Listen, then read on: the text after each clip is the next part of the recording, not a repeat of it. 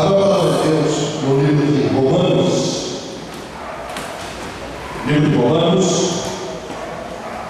versículo 30, capítulo 8, versículo 31. Romanos 8, 31. Romanos 8, 31.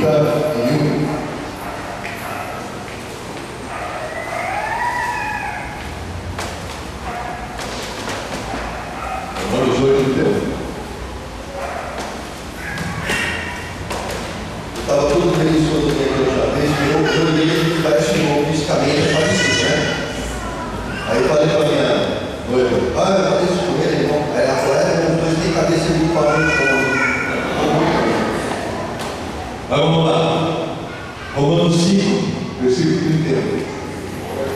Que diremos, capítulo 8, versículo 31. Que diremos, pois, à vista dessas coisas? Se Deus é por nós, quem será contra nós? Aquele que não poupou o seu próprio filho, antes por nós todos o entregou, porventura não nos dará graciosamente com ele todas as coisas? Quem tentará acusação contra os eleitos de Deus? É Deus que justifica. Quem os condenará? É Cristo Jesus que morreu, ou antes quem ressuscitou, o qual está à direita de Deus e também intercede por nós. Quem nos separará do amor de Cristo? Nem a tribulação, ou a angústia, ou a perseguição, ou a fome, ou a nudez, ou o perigo, ou a espada, como está escrito: por amor de ti somos entregues à morte o dia todo, fomos considerados como ovelhas para o matador. Em todas essas coisas, porém, somos mais do que vencedores, por meio daqueles que nos amou. Porque eu estou bem certo de que nem a morte, nem a vida, nem os anjos, nem os principados, nem as coisas do presente, nem as do porvir, nem os poderes, nem a altura, nem a profundidade, nem qualquer outra criatura poderá separar-nos do amor de Deus que está em Cristo Jesus, o nosso Senhor.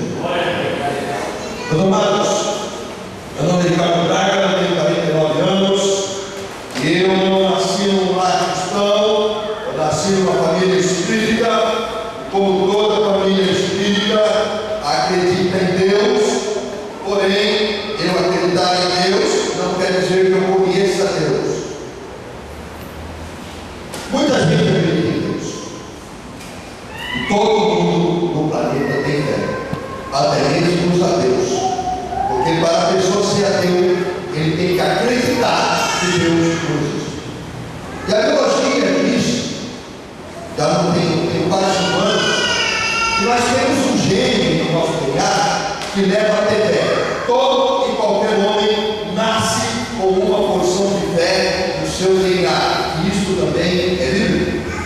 O problema então não é acreditar em Deus, porque não é também ter fé, porque todo homem tem fé. O problema é qual é o Deus que você acredita e aonde é que você coloca a sua fé.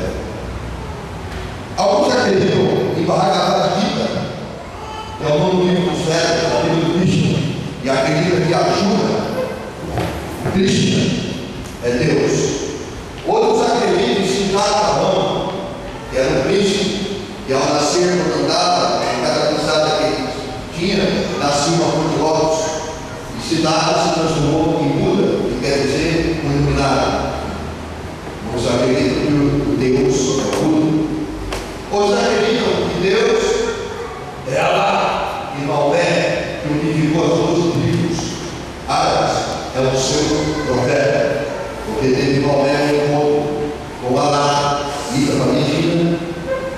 Então, os muçulmanos unificados no califado, quando o Estado Islâmico está tentando ressuscitar o califa, que reúne o poder político e religioso para unificar os Estados árabes com o seu Estado e declarar a cristãos e judeus. Alguns acreditam que Allah é Deus e Maomé é o profeta. O espírita, o hindu, acredita que existem judeus, mas ele não acredita em ressurreição, ele acredita em reencarnação. Portanto, eles dizem que nós próprios somos judeus, porque a responsabilidade da nossa salvação está diretamente ligada ao karma, à lei do karma. E diz o seguinte: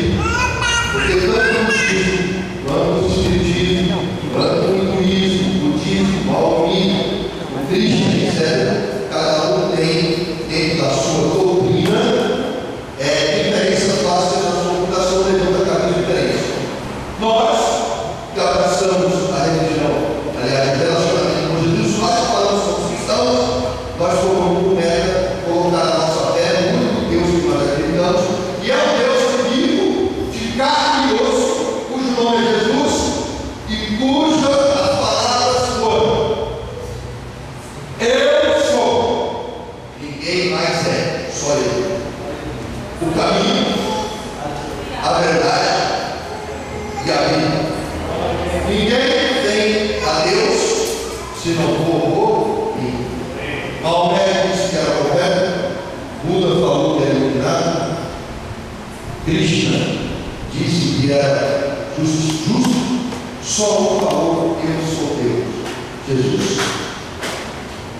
Só há um Deus, seu nome é Jesus Cristo. Todo mundo que coloca fé em outros deuses, em outras filosofias, ou coloca sua fé acreditando que não há Deus, esses todos não têm relacionamento com Cristo.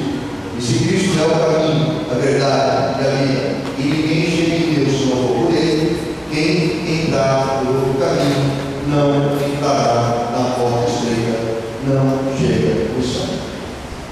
E eu estou aqui para testemunhar que isto é verdade. Porque ser espírita e nascido numa família espírita, eu acreditava que todos os caminhos levavam a Deus. E li 400 livros do Chico Xavier, do seu Capô, e também li mais de 1.500 livros, rei, Eurióide, nacionalismo cristão, maçonaria. Eu achava que todos os caminhos levavam a Deus.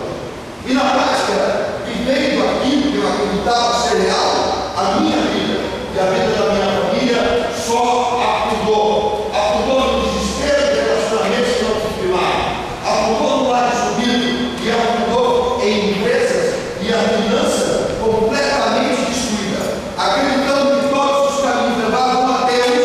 Eu e minha casa nos perdemos e afundamos em todos os níveis e em todos os lados da vida. No terreno de banda que funcionava na minha casa, de 600 a 1.000 pessoas frequentavam o terreno todo final de semana. E a minha mãe ganhou o prêmio do melhor terreno de banda do estado de São Paulo 3 vezes consecutivas. Começava a se entregar a senha às 7 horas da noite e o terreno começava a tocar a gira por volta das 9. Quando dava 10 horas da noite, todos estavam incorporados, inclusive eu, que naquela época era chamado de filho de santo, e eu tinha um multifrente e Oxóssi nas costas. Ainda tenho uma tatuagem de Oxóssi nas minhas costas, aqui do lado esquerdo do meu ombro. E eu incorporava toda sorte de espírito: pretos velhos, Valorê, Ogum, Oxóssi, Eguns, Exus. E eu sei como é que eles funcionam, conheço o pensamento deles.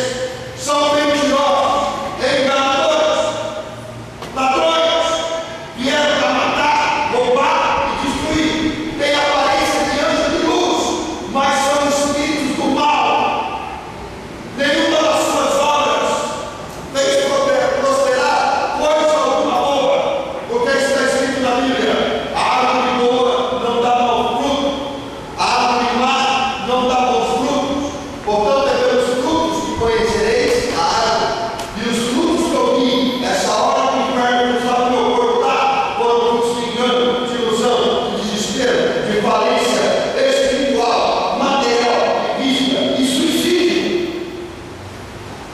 E a família se desuniu. No terreiro, o pai conversava com a mãe: era meu amor, mas quando as portas dos 6 espíritos se fechavam, dentro da minha casa, meu pai não tocava na minha mãe, a minha mãe não tocava no meu pai. Na frente dos outros, família feliz, debilitada, família destruída. Nós vivíamos uma mentira,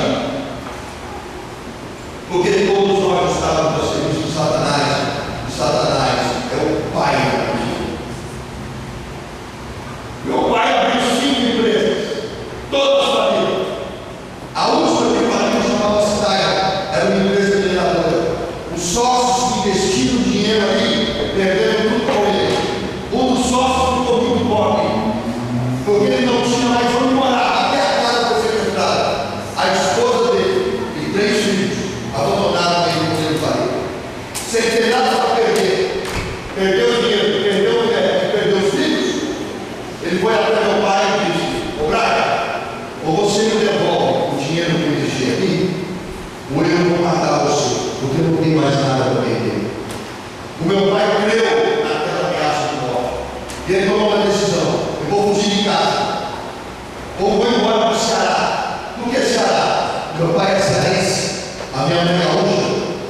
pessoa cristã.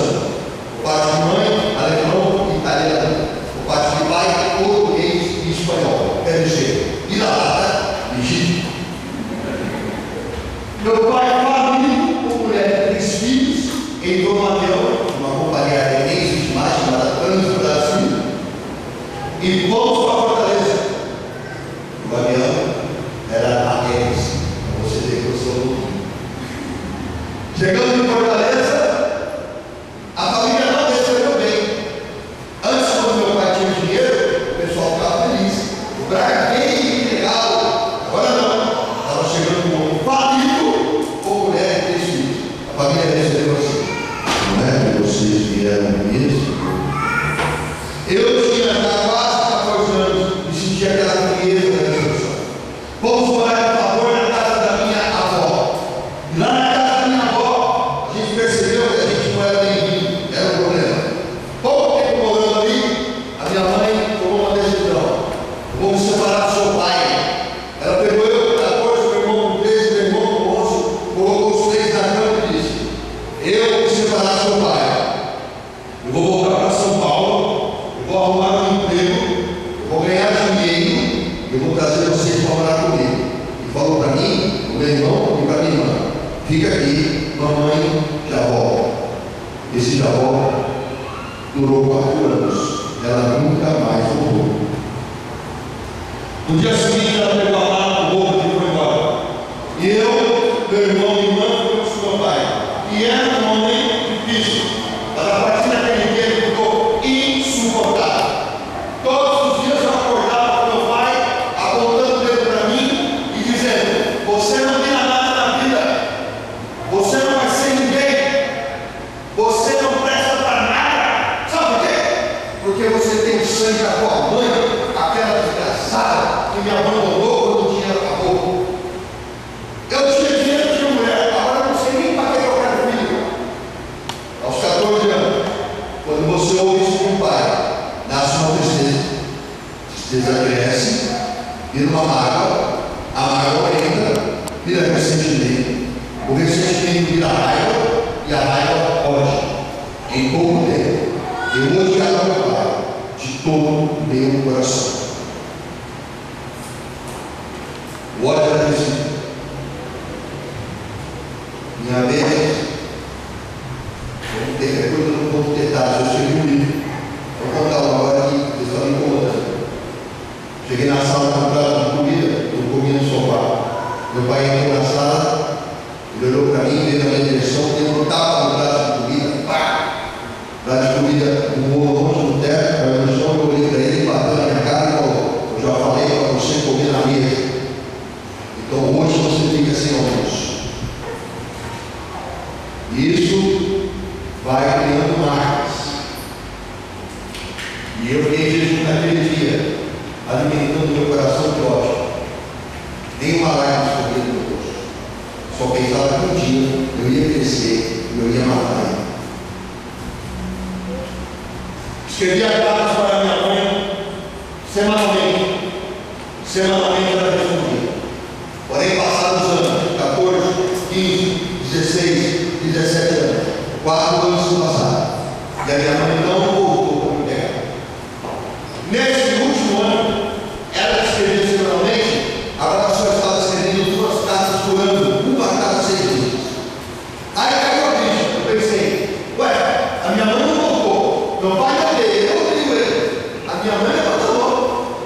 Então, abandonado pela mãe e odiado pelo pai, eu tomei uma decisão: vou cometer suicídio. Fui para o fundo do quintal da minha casa, peguei veneno, o seguro estava na samambaia para matar lagartos, e tentei beber, mas o veneno continha amoníaco. Quando ele caiu na minha boca, ele queimou a mucosa. Eu não consegui dormir. Cuspi veneno. A boca machucada no quarto. Sentei na cama e fiquei imaginando de que forma eu poderia cometer o suicídio. A decisão estava tomada: eu vou me matar. Precisava encontrar um caminho rápido e doloroso. Com aquele pensamento funesto, pensamento de morte, espíritos ruins mudaram para eu sentia a densidade do ar diferente. E as palavras na minha mente eram: está difícil. Meu pai te odeia, não te abandonou. Quer acabar o sofrimento? Se mata. Quando você se matar, tudo isso passa. Faz isso agora, se mata. E no meio daquele pensamento honesto, rodeado dos espíritos de morte, eu olhei para a parede, e na parede estava lá o mapa rodoviário da revista Quatro Rodas, e saltou aos olhos uma linha vermelha no mapa. Eu fui até ela, estava escrito lá, BR-116. Eu caminhei até aquele mapa meio para distrair minha mente, e veio até que a BR-116, ela nasce no Ceará, através do país inteiro, São Paulo, Rio Grande do Sul. E naquela hora veio um pensamento tão forte, que quase parecia uma voz, e falou na minha mente assim: talvez a tua mãe não tenha te abandonado, talvez ela esteja passando por grande dificuldade, e ela parou de escrever para não pesar a sua situação. Eu acreditei naquilo, e nasceu uma esperança no meu coração. Mas peraí, talvez a minha mãe não me abandonou, talvez ela esteja precisando de ajuda, e eu estou aqui querendo me matar. Quer saber uma coisa? Eu vou fugir de casa, eu vou ajudar minha mãe a ganhar dinheiro e reunir a família. Aí eu abandonei o desejo de morte e assumi o desejo de fugir de casa. E aos 17 anos, sem nenhum real de bolso, apenas uma mochila com roupas, eu saí de casa no domingo depois do contato e vim do Ceará para São Paulo, a pé, em busca de amor de mãe. Andei 5 estados, 3.500 quilômetros. Aos 17 anos eu imaginava que isso seria fácil, que alguém daria uma carona, que eu receberia ajuda. Não foi assim que aconteceu. Caminhei a primeira noite, a noite toda, alegre, porque eu realmente tinha o desejo de encontrar minha mãe. E caminhei a noite toda na beira da estrada, e quando deu 3h30 da manhã, eu desci com a cabeça na mochila do acostamento, indo para o meio do mato, dormindo no meio do mato, próximo ao acostamento. Quando deu 5 horas da manhã, o dia amanheceu, a claridade e o calor me acordaram. Eu dormi apenas 2 horas, 1h30, 2 horas. Caminhei o dia todo com o dedo indício, buscando uma carona, sem que ninguém parasse. Bebi água nos postos de gasolina da torneira, mas embora começasse a sentir fome, eu não sabia mendigar o pão, eu não sabia pedir esmola, porque até para esmolar é um aprendizado. Saí daquele chão, daquela estrada, cansado, na segunda noite, uma noite, um dia, andando, sem banho, sem escovão-dente, peguei bola de torneira e em jejum. A segunda noite eu adormeci com o tronco do cajueiro, embaixo do cajueiro, botei a mochila no tronco, usei como travesseiro e dormi. E esse cajueiro, meu amado, minha amada, ele ficava próximo a uma lanchonete do posto de gasolina. Quando amanheceu a manhã seguinte, eu tinha uma noite, um dia e uma noite andando em jejum. E pela primeira vez na vida, eu tive fome. O que vocês têm, amados? Não. O que vocês têm é apetite. Ah, eu estou com vontade de comer uma coisa. Isso é apetite. A fome é diferente. Eu abri os olhos, sudorese nas pílulas, tremores nas mãos, tudo escurecia e clareava de repente. Senti uma ânsia de vômito, e quando vomitava, só saía água. Tentei ficar de pé, mas as pernas não obedeciam. Fiquei de quatro de joelho, não parei no tronco, os joelhos arqueados, pernas trêmulas. De repente me veio uma sensação de torpor, como se tudo aquilo fosse um sono. Quando aquela sensação de torpor passou, eu fui acometido do desespero de fome. E esse desespero, meus amados, me tirou todo o medo, todo o nojo, toda a vergonha, todo o dor. Eu era capaz de fazer qualquer coisa pelo alimento, e também era capaz de comer qualquer coisa que fosse possível mastigar. Dali de onde eu estava, havia lanchonete. Caminhei com muita dificuldade, subi 3 degraus baixos, o resto de força que tinha nas pernas. Eu parei no balcão para não cair. Havia vários caminhoneiros tomando café da manhã, e aquele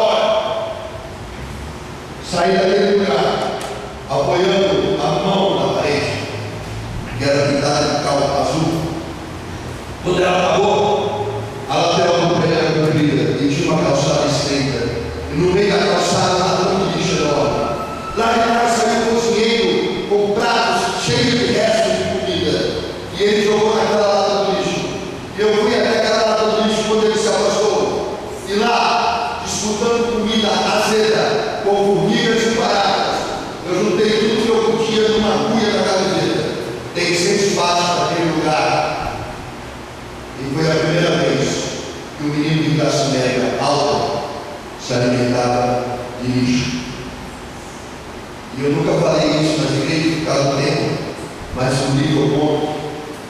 E as pessoas que ouvem o meu testemunho tantas vezes, que ainda não leram o livro, não sabem todos os detalhes dessa viagem. Mas comer lixo não foi a maior humilhação na busca do alimento. A maior humilhação foi na Bahia, quando eu desfrutei uma bacia de fubá com água, junto com 3 cães. Saí daquele lugar, comi lixo, dei 6 passos para fora daquele lugar, e porque meu estômago estava pequeno, o pouco que eu comi deu uma sensação de saciedade, encheu tudo o estômago. Aí eu tive um sono muito grande, tomei de lado e dormi. Dormi por 6 horas consecutivas. Quando eu abri os olhos, sem querer, de forma completamente espontânea, começou a passar na minha mente momentos em que eu tive alimento e eu rejeitei. Me lembrei do dia que eu coloquei uma mão para a paia e ele estava machucado, e eu gritei com a minha mãe dizendo: mãe, você não come uma fruta que presta, tudo que você compra está estragado. Me lembrei de uma vez que eu comi arroz, e o arroz era de ontem. Eu gritei com a minha mãe, eu falei: mãe, se a arroz é de ontem, não tem um arroz fresco, um arroz novinho, eu não comi isso aí não. E à medida que eu lembrava dessas coisas, eu chorava, mas eu não chorei porque eu comi lixo. Chorei porque pela primeira vez na vida eu me vi, e a pessoa que eu vi me envergonhou. Eu me reconheci mimado, orgulhoso, egoísta, ingrato, e eu não sabia que eu era assim. Quando eu vi que eu era desse jeito, eu senti muita vergonha. Eu fico imaginando no dia do arrebatamento, quando eu estiver na presença do meu Deus, porque diante de toda a luz do universo, a gente consegue enxergar sujeiras que a gente no escuro não vê. Por isso, quando Adão e Eva pecaram, fugiram da presença do Senhor, porque a luz do Espírito Santo revela os pontos de sujeira que nós carregamos conosco. Se eu sentir vergonha, porque me vi com os olhos humanos, imagina a vergonha de estar diante de Deus, revelando a sujeira que eu não enxergo em mim. Maldito o homem que sou.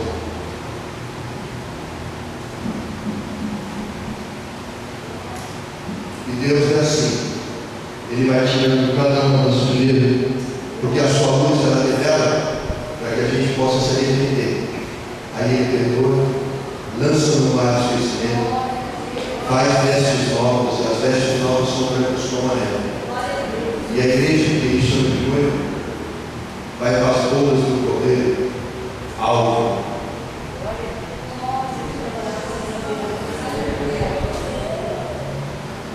Então, eu me vi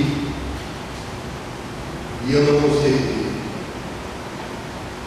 Talvez alguém tenha vindo aqui na igreja e essa noite Deus esteja trazendo uma reflexão. Como você é de verdade? Quando ninguém está vendo você, quando você está consigo mesmo, como você é? Será que é egoísmo, vaidade em excesso? Será que é ambição demais? Será que você coloca no teu coração os tesouros que são perecidos, como carreira, diploma, dinheiro? Nada contra você lutar por essas coisas, mas essas coisas vão ficar aqui. A sua vida continua depois e nada disso segue contigo. E a Bíblia ensina que nós não devemos colocar o coração naquilo que enferruja, queima e acontece. Mas nós devemos colocar o coração naquilo que é eterno. E eterno só tem 2 coisas: Deus e a sua alma.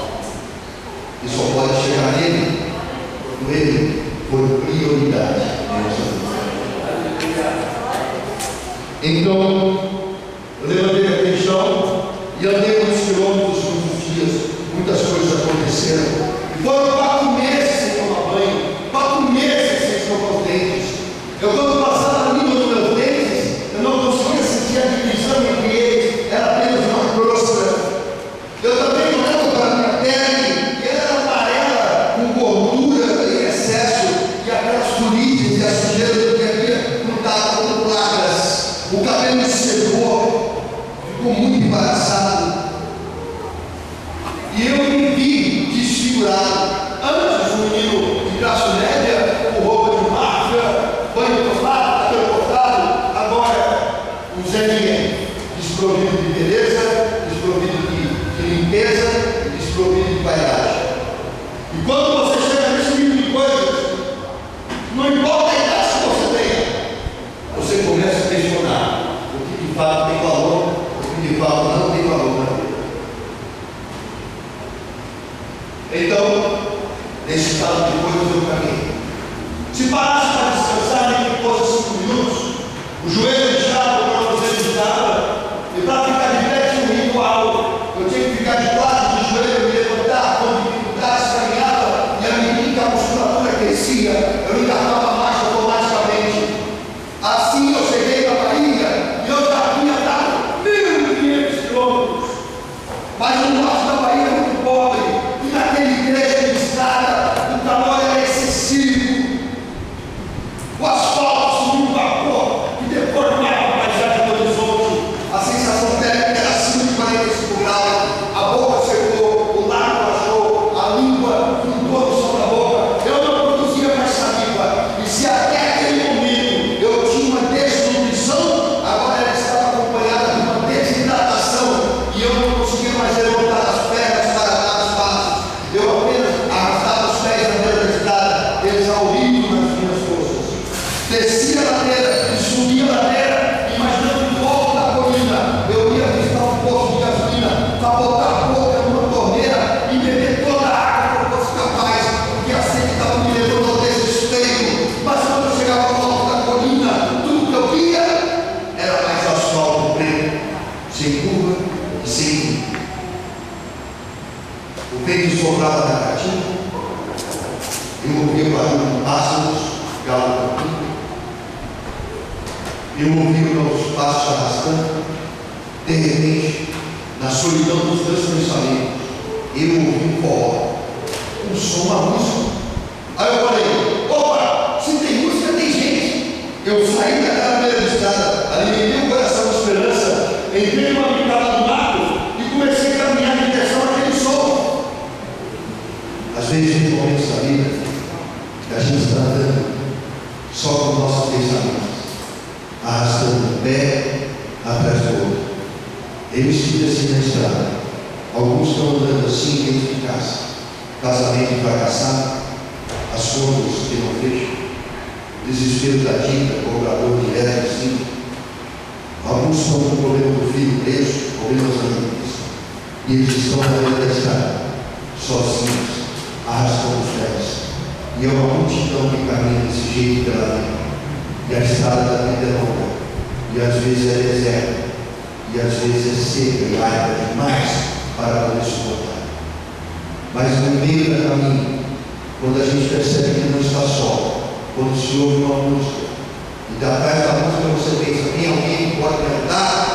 Embora o cansaço seja enorme, e o desespero constante, e as forças tenham ido, renasce uma esperança, e a esperança nos anima e nos dá um segundo fôlego. Essa noite o Espírito Santo me trouxe aqui para dizer para você que está caminhando desse jeito pela vida. E tocou um som. Esse som vem do céu. Se você seguir esse som, que se chama louvor, no final desse arco-íris, tem um outro que pode te ajudar. Ele vai te dar de beber, ele vai te dar de comer. Ele vai te dar descanso, oferecer a casa dele para você morar. Ele vai te dar colo, enxugar suas lágrimas, vai te chamar de filho. Em nome dele é Jesus. Caminhei na beira daquela estrada. Eu não conhecia Jesus. Entrei na minha casa no meio do mar, e lá na frente encontrei uma casa linda. Tinha vários carros zero quilômetros. Havia uma festa, um cheiro de churrasco no ar, e aquele cheiro de carne assando aumentou o desespero da fome. Toquei uma campainha de palma, apareceu ali dentro uma mulher, e essa mulher, ela tinha uma câmera na cintura, ela tinha uma bebida numa mão, ela tinha um churrasco na outra. E ela olhou para mim e eu falei: ela falou: fala,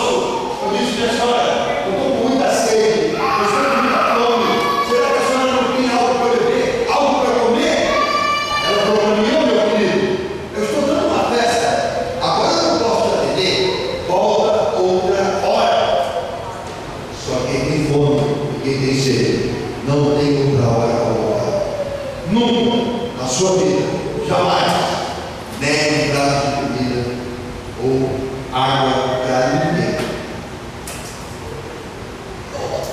E amigos amados, eu saí daquele cordão, lembrei da estrada do meu filho, falei, eu vou assistir, eu não vou aumentar. Fui lá, bati campainha, bati palma de novo, a mulher saiu outra vez, ela viu que era eu, ela não falou nada, mas ela soltou 2 cachorros que vieram latir no cordão. Eu fiquei tão desacostumado com aquela situação, que ao invés de retornar para a estrada do meu filho, eu virei à direita e saí andando a essa pelo meio do mato. E lá na frente, aconteceu uma das maiores lições da minha vida. Eu me deparei com uma casa paupérrima, uma casa muito pobre. A casa era feita de pau a pique, que era pau trançado, que a parede era feita de barro salpicado. O telhado da casa era feito de palha de carnaúba. Havia uma árvore com um balanço de pneu e 4 crianças seminuas brincavam ali no entorno. Quando elas me viram, correram. Parei diante da porta daquela casa e a porta era menor que eu. A porta abria em duas partes. A parte de cima aberta e uma parte de baixo fechada. E a maçaneta da porta era um pedaço de madeira que girava num prego, chamado tramela. Bati palmas ali. Lá de dentro apareceu uma senhora pequenininha. Ela tinha uma aparência que eu nunca vou esquecer. Não havia calçado nos pés, o vestido dela era muito velho. Eu mal enxergava as estampas florais. Uma das alças amarrada com nó. Ela tinha um pano velho no cabelo, um pano comido. Ela tinha um rosto com rugas muito profundas, qual cora o papel ao passado, rugas muito profundas. Ela tinha um olhar estreito, mas o olhar dela, ele era carregado. Se eu tivesse usado uma palavra, eu diria carregado de ternura. E ela olhou para mim e falou, fala moço. Eu disse, olha, eu venho de muito longe, eu tenho muita sede, eu tenho muita fome. Será que a senhora não tem uma água para beber? Algo para eu comer? Ela esticou a mãozinha dela pequenininha, olhou para mim e sorriu. E eu vi que a boca dela tinha poucos dentes. E ela disse para mim, entra meu filho. Ela mandou eu entrar e me chamou de filho. E você pode achar hoje que isso não faz diferença, mas depois de tanto tempo na estrada, no deserto, eu atravessava, ouvia a palavra filho, fez toda a diferença. Nem só de pão viverá o homem, mas de toda a palavra que sai da boca de Deus. Por isso, quando eu prego a palavra para vocês, eu chamo vocês de meus amados. Porque eu sei que meus amados faz a diferença para quem está no deserto. Entrei naquela casa, não havia piso na sala, era terra batida, não havia cadeiras para sentar, nem um móvel sequer, só redes enroladas, penduradas na parede. Passei pela porta do quarto, cuja a porta era uma cortina que corria no parede. Cheguei na cozinha, aonde havia o único móvel, uma mesa rústica, com 2 bancos de igreja, mas sem curso. Ela mandou sentar, e passa. Ela tinha alegria. Ela botou um prato fundo de aço, esmaltado e aço na minha frente. Ela me deu uma colher de alumínio na minha mão. Ela pegou um potão de água barriga, sabor, tirou o paninho e deu lá dentro uma cotalheta de alumínio. Ela fez um tipo e tirou uma água bege. A água tinha gosto de barro e sal. E disse para mim, beba à vontade. Ela foi na única prateleira que tinha na cozinha e ela, com alegria, diga alegria. Alegria. Ela começou a sacudir as cabaças. Nenhuma fazia som. A última vez. Ela pegou a cabaça com as 2 mãos, levantou para o céu, com alegria. Graças a Deus. Ainda tem marido? Eu ia comer a única coisa que ela tinha, e ela estava feliz com isso.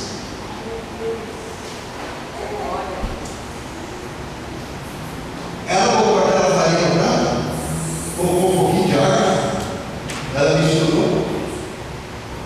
Eu sentei todo do meu lado, eu enchi aquela colher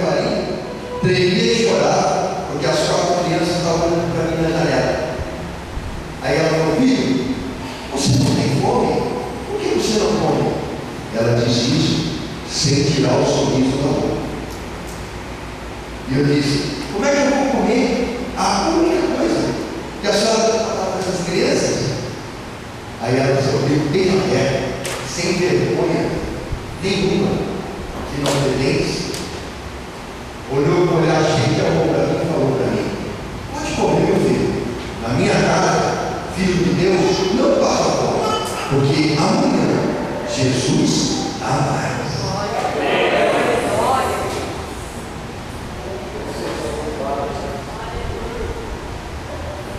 O amor, ele contagia. Evangelho sem amor é evangelho louco.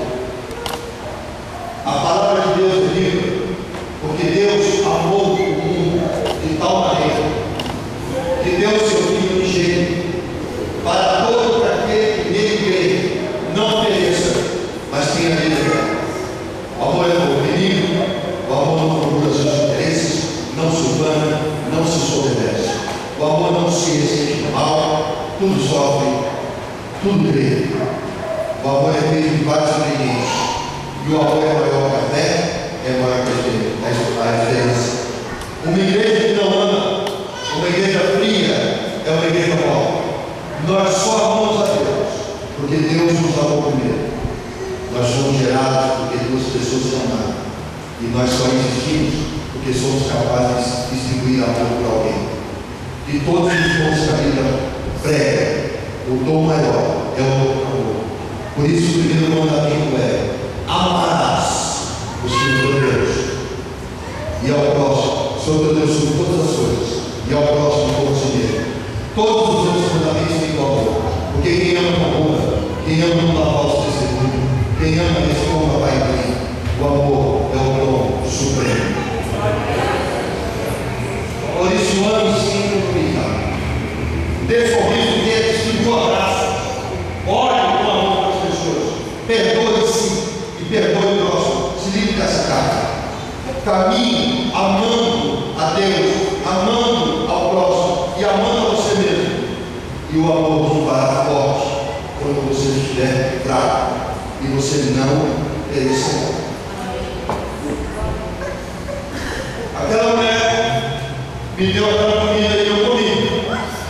Talvez você tenha vindo nessa igreja com problemas muito menores do que os dela. Mas hoje o Espírito Santo me trouxe aqui para dizer para você: você tem duas escolhas. Ou você fica olhando o teu problema e se concentra nele, ou você olha para Jesus e se concentra nele. Uma escolha ou outra escolha tem consequência.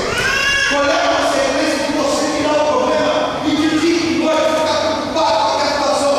A consequência é que a preocupação não paga a conta, não elimina a dor. Tira o preocupa, fica só com a ação que resolve. Se você ficar preocupado 30 dias com a conta que você tem pagado no mês, a preocupação não paga a conta.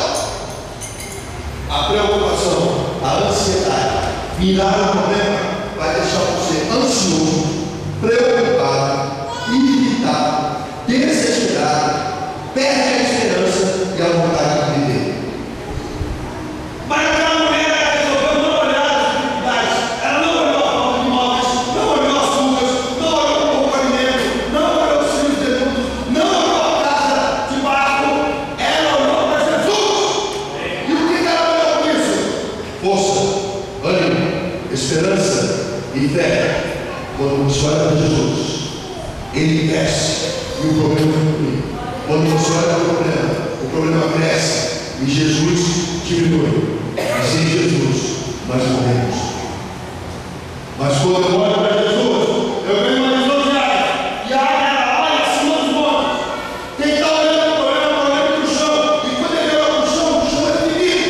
Mas quem olha para o céu, ele é o infinito. O alto e o homem, o princípio e o fim, as galáxias, as estrelas, 3 quadrilhões de estrelas do universo, e tudo aquilo que você vê, e o que você não vê, e que o pensamento não alcança, é pequeno demais para Deus, porque está escrito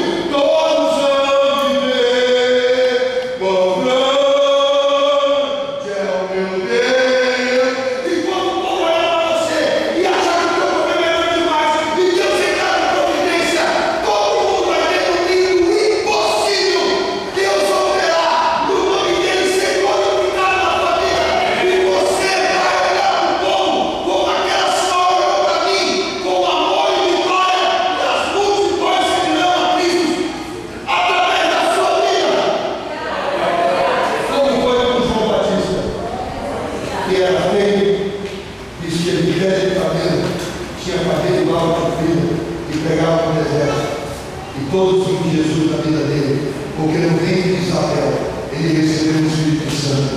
E quando falaram, João, a multidão segue a Jesus, ele disse, diga que vai, porque eu sou só uma voz que clama no deserto.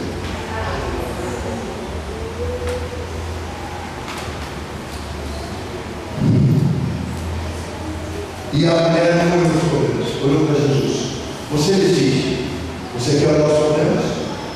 Ou você prefere crer em Deus? Essa família que eu trouxe hoje é muito especial para mim. Esse é o Gênio, a esposa do casal Arimaço, a Levi, que eu comigo, e ela é da minha igreja. E ele é o pai, o filho e a mãe. Esta família aqui morava no barraco, em Paulínia. A parede da casa deles é de madeira pulverizada. O telhado da casa deles era vizinho com o telhado dessa igreja, só que baixo. No dia de sol, aquilo ali virava de forno. Todos os móveis deles, o guarda-roupa, tudo com a porta caindo e as roupas arrumadas do jeito que se podia. No quintal da casa deles, da família, havia um galinheiro e uma churrasqueirinha lá no piso de terra.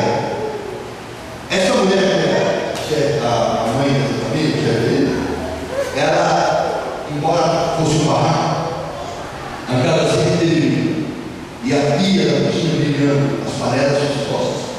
O banheiro não tinha esgoto, na privada tinha que jogar balde, porque não tinha água encanada. Não havia água encanada na casa deles. E a energia foi potencial. Eu nunca vi,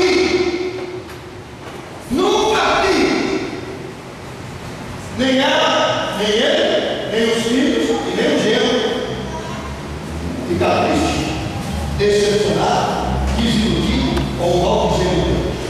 Todas as vezes que eu entrei naquela casa, eu escutava o louvor, eu ouvi um glória a Deus, eu ouvi um aleluia, e eu nunca vi o coração desses homens, dessa família triste. Nunca vi tristeza naquela casa, independente das condições, eu nunca vi. Para melhorar, essa família nunca se frustrou. Caminho junto. Eu chamo a filha para pregar comigo, para louvar comigo nas igrejas. Ela vem só se a família vier. Anda tudo. Ele respeita o pai, ela respeita o pai. E ele não se estressa com os filhos. Ele só precisa falar assim, filha, não. Ela diz, tá bom. Ele juntou esse genro e disse para ele, ela é minha filha. E você vai respeitar ela. Não vai ter namoro nessa casa, como tem namoro no mundo. E ela se passou para ele, e ele se passou para ela, vão casar virgens. E ela não se rebelou. E aquele moço que é gêmeo respeitou o sogro como a um pai. E qual é o resultado disso? Deus deu para eles uma casa. Quanto eles foram lá 2 meses? 3 meses. A casa tem um teto igual. A casa tem 2 quartos, 3 quartos. É de alvenaria. O acabamento é perfeito. O banheiro tem um quintal, tem uma área de serviço, tem uma garagemzinha ali lá. Embaixo é no condomínio fechado.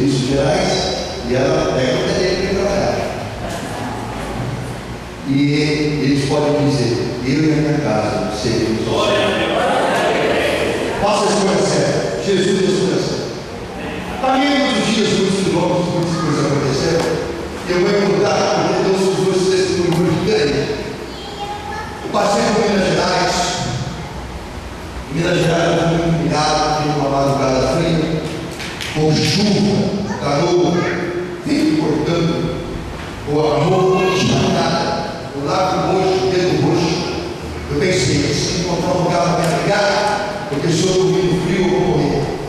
Aí uma luz neon no posto de gasolina difusa na neblina. Caminhei até aquele posto de gasolina e me encostei na bomba de combustível e eu comecei a recolher os braços para dentro da camiseta.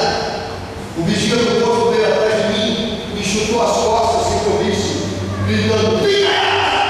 Eu caí com o rosto no chão, não conseguia respirar por causa do chute, e para ficar de pé tinha um ritual, tinha um pé de quatro, de joelho e levantar.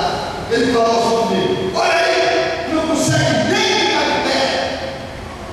Aí ele me chutou as costelas, pisou nas costas, chutou meu rosto, enquanto eu me arrastava pelo chão. Quando passou o Marquinhos, ele me engrossou e ele falou de me bater. Caminhei com muita dificuldade, ia até o terreno do caminhão, respirei, melhorei nas flores, fiquei de pé, dei a volta pelo posto de gasolina e entrei no banheiro. Eram duas privadas, sem tampa e sem descarga, tudo sujo de fezes. Peguei todo o papel de chicarrão que eu encontrei, desenrolei no bolo, coloquei dentro da camiseta para tentar me esquentar. Sentei no chão, um ombro na privada imunda, outro ombro na parede de pedra. Deixei a porta do ferrolho e fiquei lá no banheiro de pedra e me lembrei. E todos os dias da minha vida eu tive uma casa, um colchão, um cobertor, e eu nunca disse obrigado, Deus. Nada contra você ter uma casa melhor, um carro melhor, uma rua melhor, mas tudo contra você não agradecer as coisas que Deus também te dá.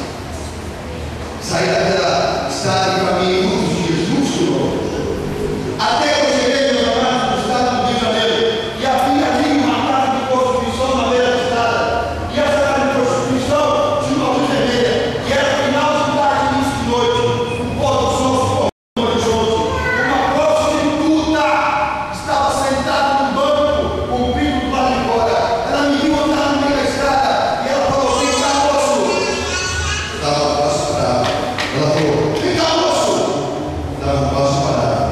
Naquela hora eu percebi que eu não era mais a mesma pessoa que saiu do Ceará. Quando eu saí do Ceará, eu era um menino altivo, nariz empinado, retido, mas agora uma prostituta me chamava e eu não conseguia nem olhar nos olhos, quanto mais estar perto dela, porque eu tinha vergonha da minha sujeira, do meu mau cheiro, da minha miséria. Eu tinha vergonha de mim. Deserto não é só um lugar sem água, e sem alimento e sem esperança. Deserto tem a capacidade de roubar a tua identidade. Muito tempo no deserto faz você esquecer a pessoa que de fato você é, príncipe e princesa, porque você é filho e filha de rei. Na Bíblia tem um caso assim: um dia o rei Davi disse: "Alguém da casa de Saul que eu ainda posso abençoar?" Falaram: "Tem Mefibosete, um príncipe coxo de ambos os pés, que mora no deserto de Lodebar." O rei Davi disse: "Traga Mefibosete à minha presença." Quando o príncipe Mefibosete se viu na presença do rei, ele exclamou: "Quem sou eu? Então morto, para que tu te lembres de mim?" Embora fosse Mefibosete, um príncipe, 20 anos de deserto de Lodebar fez ele pensar que ele era um cão morto. Talvez você esteja passando por dificuldade e esquecer que teu pai tem majestade. O rei Davi mandou dar banho em Mefibosete, trocou as vestes dele, colocou o anel real na mão direita e disse para Mefibosete: "De hoje em diante você vai comer do lado direito do rei como meu filho, do bom e do melhor. E essa noite, se você crê, na sua vida é noite de restituição, porque tudo é possível aquele que crê, porque tudo que você pedir, sem duvidar, crendo no fundo do seu coração, lhe será dado, porque aquele que buscar em primeiro lugar o reino do céu e a sua justiça, receberá de mais coisas." A prostituta conversou comigo 5 minutos e ela falou para mim assim: "Nossa, você fala também, você falou." Aí eu falei: "Nos melhores colégios." Agora o que você está fazendo na rua? Eu contei a minha história. Ela chorou, ela deu um copo de café para mim e ela falou assim: "Olha, você fica aí, você não sai aí, você promete?" Eu prometi. Aí eu fiquei sozinho ali, sem entender nada. Ela entrou na casa da prostituição. Eu fiquei com aquele café devagarinho. Meia hora depois,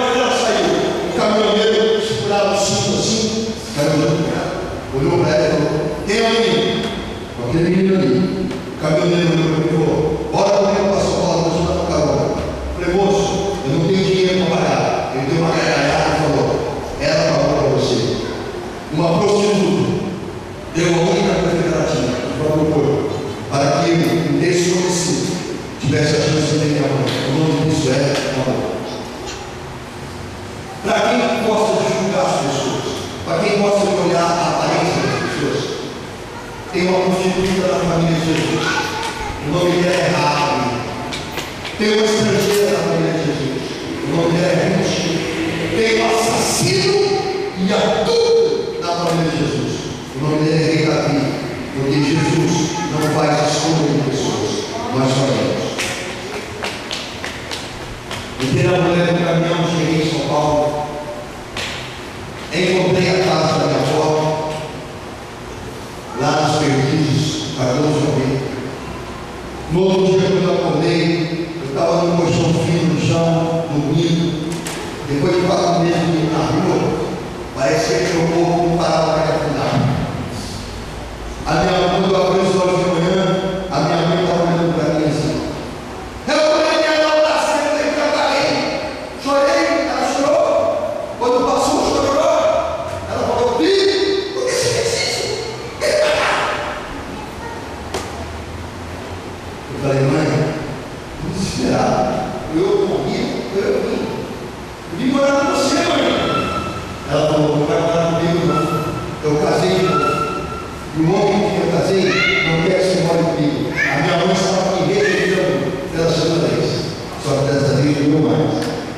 Aí para me consolar, ela falou, o cara tem muito dinheiro, não vai te faltar nada.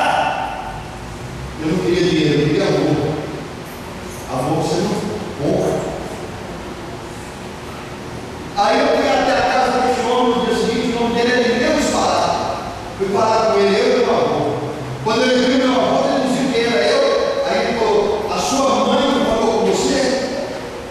ele falou, mas deixa eu morar com você, nem se for um mês. Se eu trabalhar no casamento seu com a minha mãe, você me manda embora. Mas não me manda embora, ela se me dá uma chance. Eu disse, o que vai ser? Aí ele falou para mim, não, fica na casa do seu pai, na casa do seu avô, e eu estou preparado todo dia. Eu estava sendo rejeitado aqui pela minha mãe e preparado. Eu estava descobrindo uma coisa que eu conheço nessa vida, é rejeição. Rejeitado do pai, rejeitado da mãe, rejeitado do padrasto. Eu sei que ia ser rejeitado. Mas sabe o que me conforta? Teve um que não me rejeitou. Sabe por que ele não me rejeitou? Porque ele foi o mais rejeitado dos homens de Deus. Em que não tinha na sua aparência nenhum Deus. Em que os homens desprezaram. Portanto, se essa noite você veio aqui desprezado por alguém, Jesus conhece a tua dor, porque ele foi mais desprezado que você, e ele não vai soltar a sua mão. Eu fui procurar emprego, meu avô deixou morar com ele.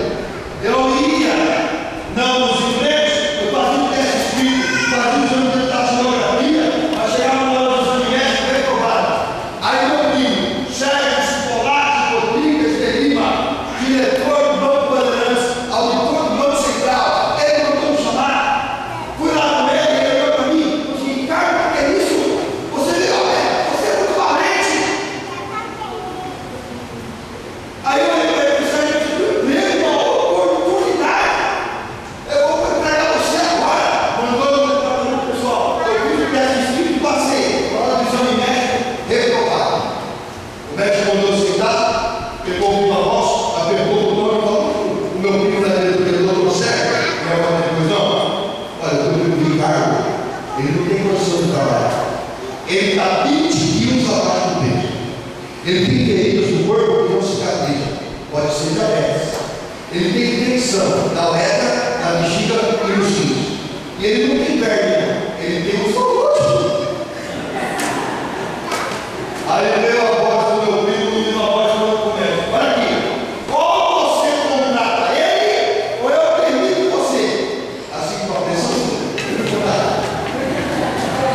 Primeiro dia de serviço, afastado para tratamento médico. Fiquei 6 meses, matei o zoológico, por uma infecção e ele. Aí botei um uniforme do banco, gravata verde, camisa bege, calça verde integral, sapato para trás, meia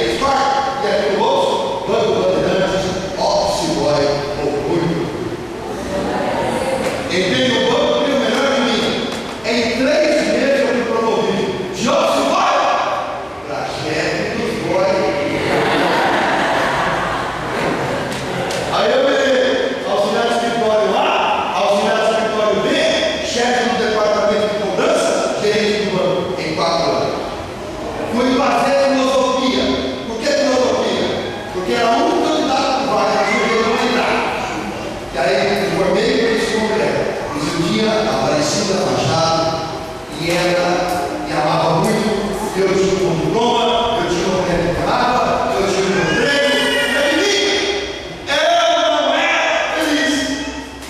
Porque nada do mundo que a gente pode ajudar lá fora é capaz de mudar você por dentro.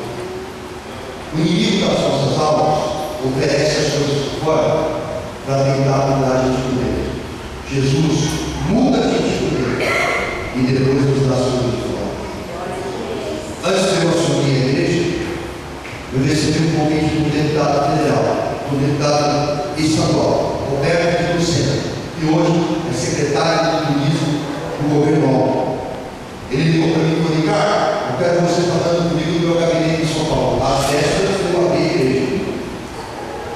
Eu vou te pagar um salário de R$25.000 para você ser meu assessor. Todas! Aí eu olhei assim, que engraçado, né? Eu recebi uma proposta de R$25.000 na hora que eu abri a igreja. Se eu aceitar, ao invés de abrir a igreja, eu vou ter que passar um pouquinho e vou colocar a obra. Aí eu olhei para Satanás e falei assim: está muito barato o preço da minha alma, não está não? Está pagando um pouco. Quer saber? Eu vou ficar na igreja. E agora é igreja. Vamos aqui me dar essa história. Então, quando deu 4 anos de casamento, meu casamento acabou. E naquele ano que meu casamento acabou, o meu irmão, Marcelo Lima Braga, que foi em Fortaleza, se incorporou numa corrente no quarto do meu pai, para piorar na noite de Natal. Eu e minha mãe fomos no velório de Fortaleza e eu odiei tanto meu pai a ponto de querer matá-lo. Só não fiz isso porque o tio Jorge me deu uma injeção, eu estava no pau. Quando eu encontrei meu pai, eu fiz o seguinte: pintei o rosto de um homem destruído. Eu olhei para ele e falei: eu te odeio tanto, eu quero te matar, mas eu quero agora que você morra devagar, diga morte, o que você merece. 2 anos depois, sozinho, num bar, no Café Tranquilo do Bexiga, em São Paulo, a minha mãe que foi em Fortaleza para cuidar do neto, Gustavo, Ventura, Braga, que está lá no meu Facebook, hoje eu fui casado. Minha mãe criou o neto com filho, ele ficou sem pai e sem mãe, também mandou dele também. Sozinho, sem família, depois de ter tentado tudo para ter família, eu não consegui. Agora tem uma noiva aí, espero que eu consiga. É verdade? Amém. E eu falei para Deus: eu tenho 50 anos, eu quero ter filhos. Uma mulher de 50 anos não tem mais óvulos, e eu quero ter esse. Então, Senhor, me arruma uma mulher com óvulo, e ela tem um óvulo.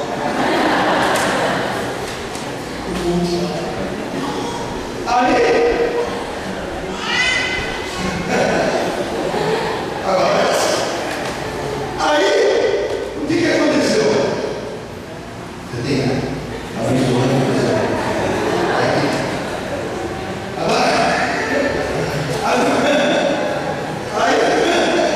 Aí o que aconteceu? Casamento acabou, eu ressuscitou. 2 anos depois, eu fui parar na Bexiga. A namorada minha da época chegou no meu grupo e falou: olha, teu pai morreu, ele empacou. Meu pai estava almoçando, 2 anos depois da morte do meu, e caiu a cara da morreu. Eu levantei um brinde na mesa do bar. Eu falei: vamos brindar.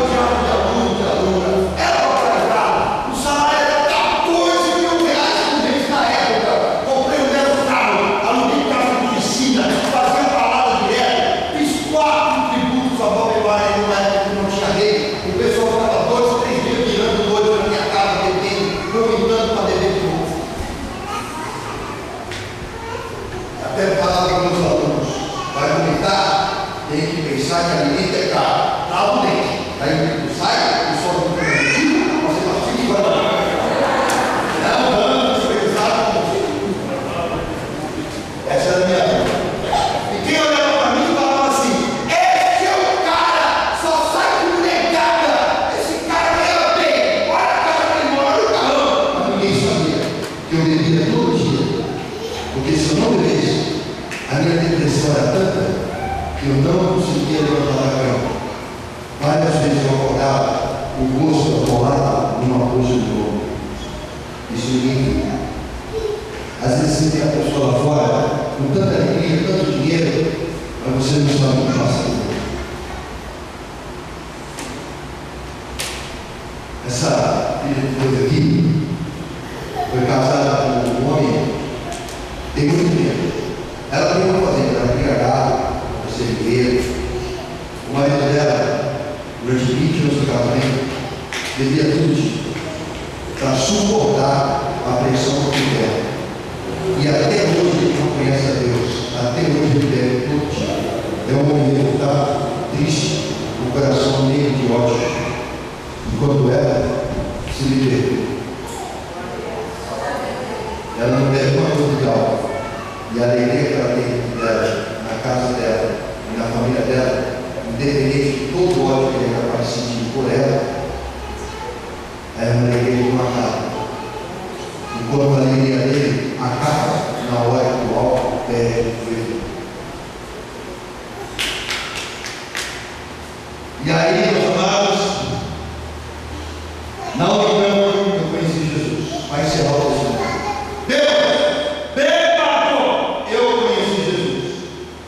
Numa mesa da faculdade, cheia de médicos e biólogos, sem camisa, com o pé em cima de uma caixa de cerveja, passou uma moça. Ela era crente de encontro com Deus, ela estava cheia do Espírito Santo. Esse é o acampamento de Natal que você vai.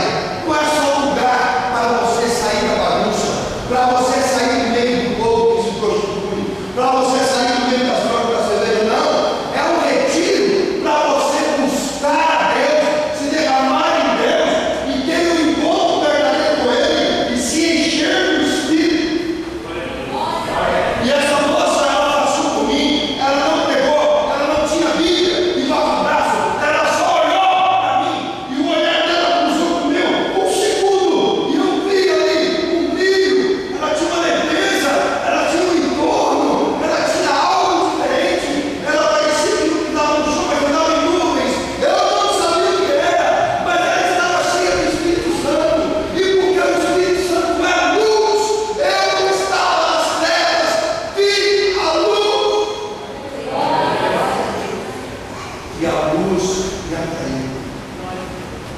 E eu falei: quem é essa moça? A Helene. Eu falei: mas ela não vinha, nunca vi, ela foi biologia. Vai, mas eu nunca vi ela em balada nenhuma. Falaram para mim: não, mas ela não vai em balada. Fizeram o cara de novo e falaram: ela é evangélica. Aí eu falei: tipo, crente? É. Pessoa estudada pode ser crente. Eu fiz faculdade de filosofia. Eu li a Bíblia 2 vezes. Acreditar que o Machado cultural, o sujeito está crente na barriga do peixe, e que o sol para no céu que o sujeito pediu. Você agora está ignorante. Eu vou falar para ela, eu fui. E eu fiquei pensando comigo. Eu estudei Aristóteles, Dionísio, Platão, Sócrates. Eu estudei Jean Paul Sartre, Simone de Beauvoir, Durkheim, Weber. Eu estudei Voltaire, Nietzsche.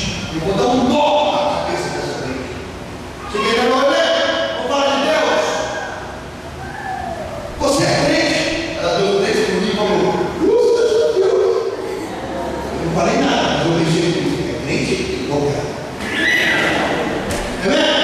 Vamos falar de Deus? Tá bom, não, você está vendo? O dia que você quer, a gente conversa. Passou uma semana, ela não chega na minha mente. Na segunda semana eu encontrei com ela na faculdade. Vamos falar de Deus? Tá bom, não. Você é bom? A gente conversa. Você está vendo? Eu falei: filho, eu vejo.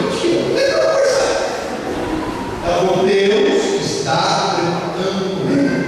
Na terceira semana, eu andava às 11 horas da manhã para o Geraldo. Entrei no restaurante,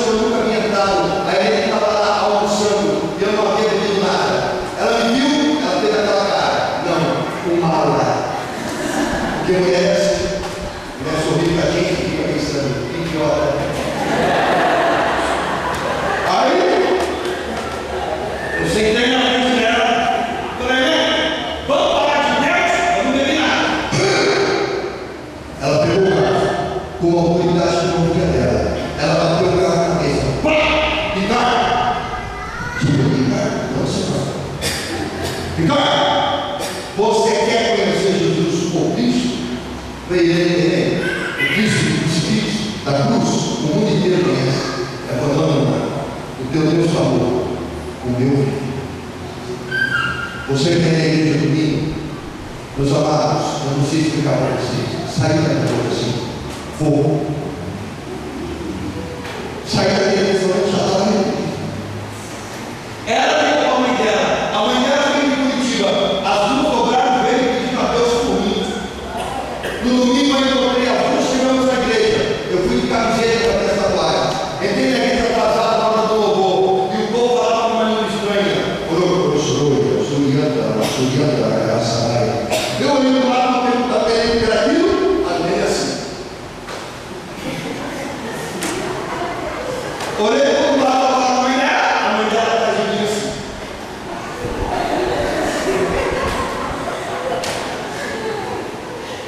Aí como esse que nós cantamos, e a letra dizia: em tua presença sou fortalecido. Eu estava só um pouco. Em tua presença, Senhor meu Deus, em tua presença eu quero estar buscando tua face. Eu senti um toque de Jesus, mas foi um toque físico.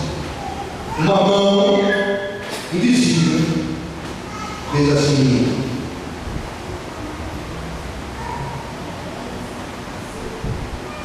Aí tocou-me. Jesus tocou-me, de paz encheu meu coração, quando o Senhor Jesus me tocou.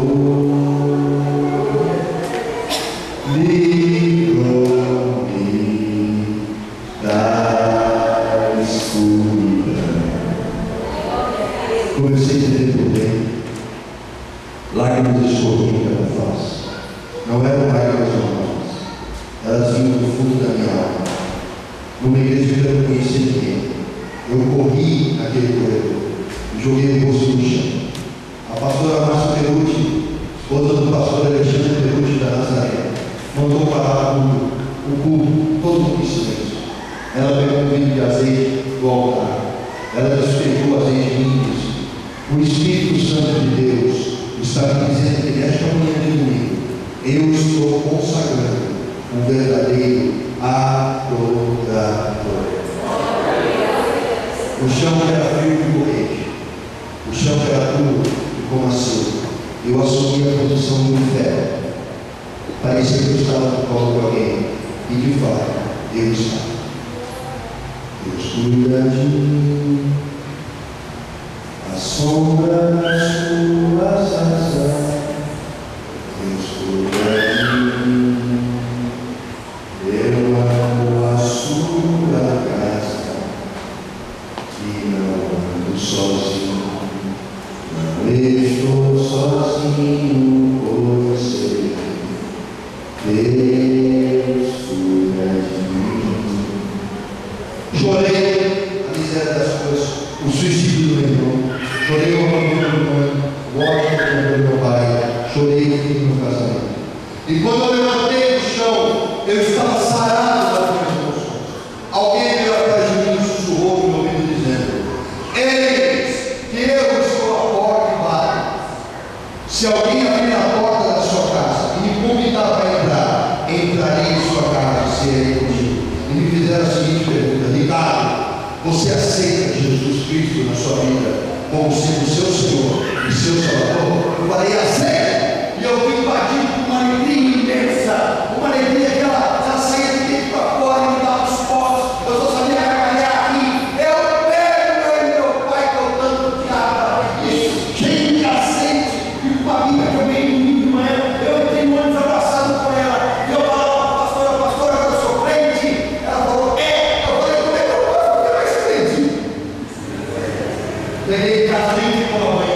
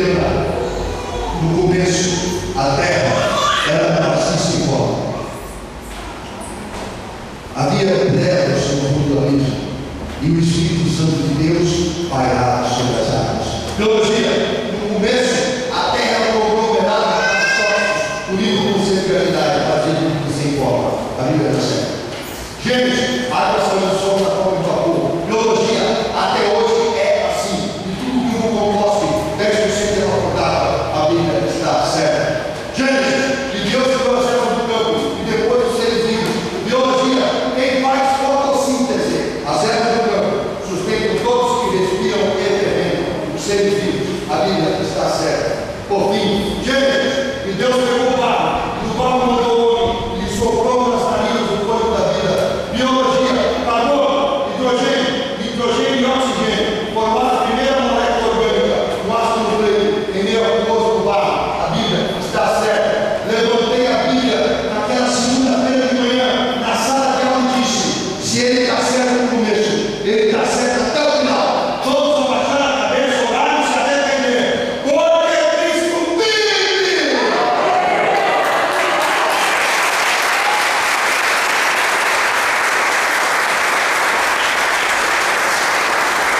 Presentes alunos oraram comigo naquela manhã. E hoje eu estou lendo. Eu vejo ciência, filosofia, religião e arte. A ciência prova, a filosofia questiona, a religião crê e a arte expressa.